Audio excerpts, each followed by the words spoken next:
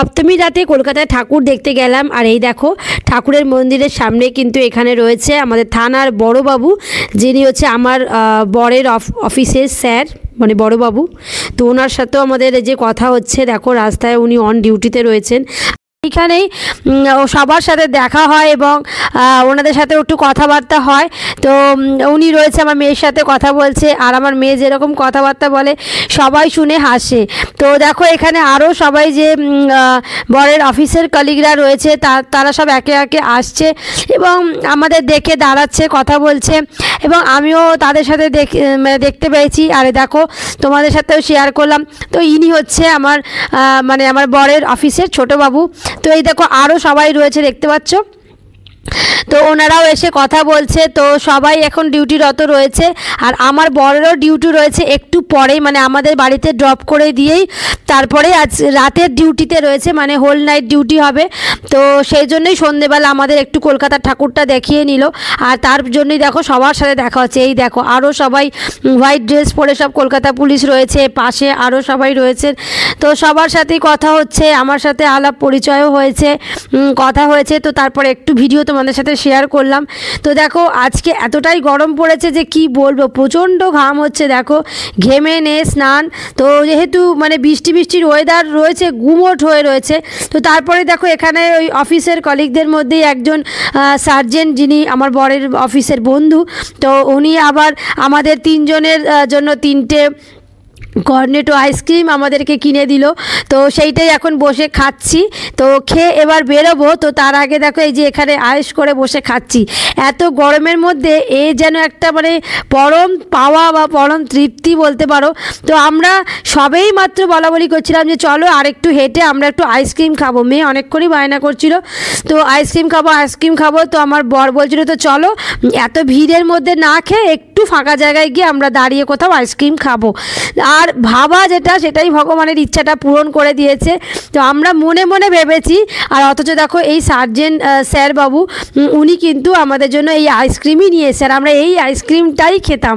তো এটাকেই বলে হয়তো কোথাও গিয়ে একটা মনের ইচ্ছা পূরণ হওয়া। তো যাই হোক, খুবই ভালো লাগলো, আর খেতে যা সুস্বাদু লাগছে গরমের মধ্যে, তার মধ্যে ঠান্ডা ঠান্ডা একটা অনুভব, মানে বলাই ভালো। তো এই জায়গাটায় বসে আছি।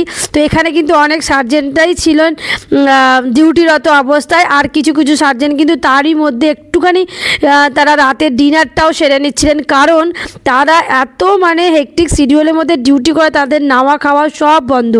তো সেই জন্য তাদের নিজেদের একটু খেয়াল রাখাও তো উচিত। তো যাই হোক, দেখো আবারও আমাদের কিন্তু এখান দিয়ে বেরোবো।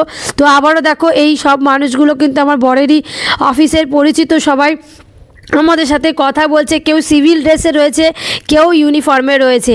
তো সবার সাথে কথা বলে বেশ ভালো লাগলো। তো এবার আমরা বেরোচ্ছি আরও কিছু ঠাকুর দেখার উদ্দেশ্যে। টাইম যেন একদম দৌড়চ্ছে, কি বলবো।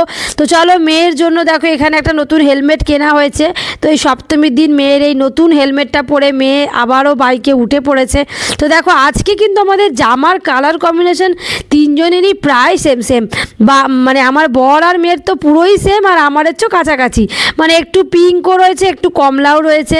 তো দেখো তিনজনে কিন্তু বলতে পারো মানে একটা পিঙ্ক ব্যাপার আছে, আর মেয়ের হেলমেটটাও একদম পিঙ্ক। তো সবটাই একদম ম্যাচিং হয়ে গেছে। তো আবারও কিন্তু দেখো হেলমেট পরে আমরা যাওয়া শুরু করেছি।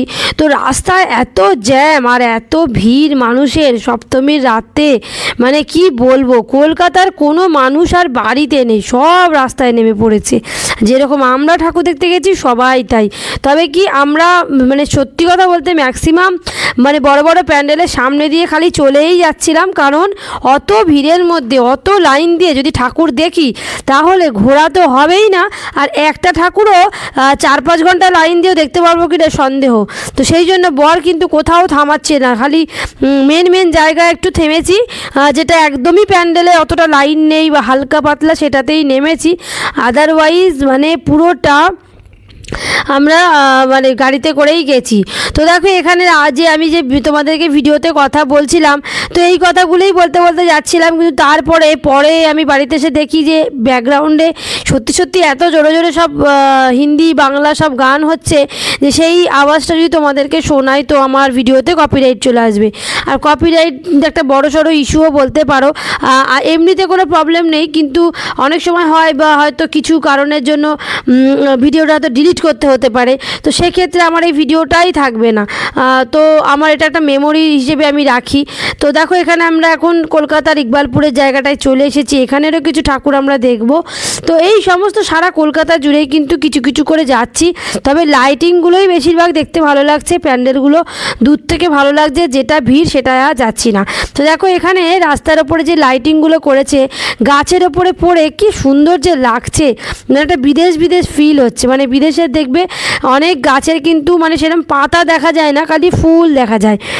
কি সুন্দর ফুল, ফুল মতো গোলাপি পিঙ্ক এরকম ফুল। তো এই করতে করতে দেখো আবারও একটা প্যান্ডেলের সামনে চলে এসেছি, কিন্তু দেখো দাঁড়ালাম না। এই করতে করতে দেখো এইখানেও একটা সুন্দর প্যান্ডেল হয়েছে, এই প্যান্ডেলের এইখানে ঠাকুরটাও দেখব। তো দেখো পার্কিং কোথায় করব, এতটা জায়গা জুড়ে খালি মানুষ আর মানুষ, আর যেখানে সেখানে তো গাড়ি রাখাটা উচিতও না এই পুজোর সময়। তবে দেখো যেহেতু কলকাতা পুলিশের গাড়ি রাখাই যায় কোনো একটা জায়গায়, কেউ কিছু বলবে না, কিন্তু ব্যাপারটা হচ্ছে রুলস রেগুলেশন হচ্ছে যারা নিজেরা তৈরি করে তারা তো আর ভাঙতে পারে না। তো সেই জন্য আমার বড় তাই করে, যেখানে রুলস আছে সেখানে সেটাই ও মেনে চলে। তো যাই হোক বাড়ি চলে এসেছি ঠাকুর দেখে। দেখো ফ্রাইড রাইস আর চিলি পনির আমরা বাড়িতে নিয়ে চলে এসেছি, কেনার পরে আমরা এটাকে মানে বাড়িতে নিয়ে চলে এসেছি, সেই বাড়িতে বসে তৃপ্তি করে খাবো। কারণ রেস্টুরেন্টে যা অবস্থা, গিজগিজ করছে লোক, সেখানে মানে ওই তাড়াহুড়ো করে আমার মেয়ে খেতেও পারবে না ঠিক করে, তো বাড়িতে নিয়ে শান্তিতে খেতে পারবো। তো বাড়িতে এসে আমি এসি চালিয়ে তারপরে দেখো মিক্সড ফ্রাইড রাইস তার সাথে চিলি চিকেন আমার আর আমার মেয়ের মতো নিয়ে চলে এসেছি। আর আজকে এটাই আমাদের ডিনার। টাটা।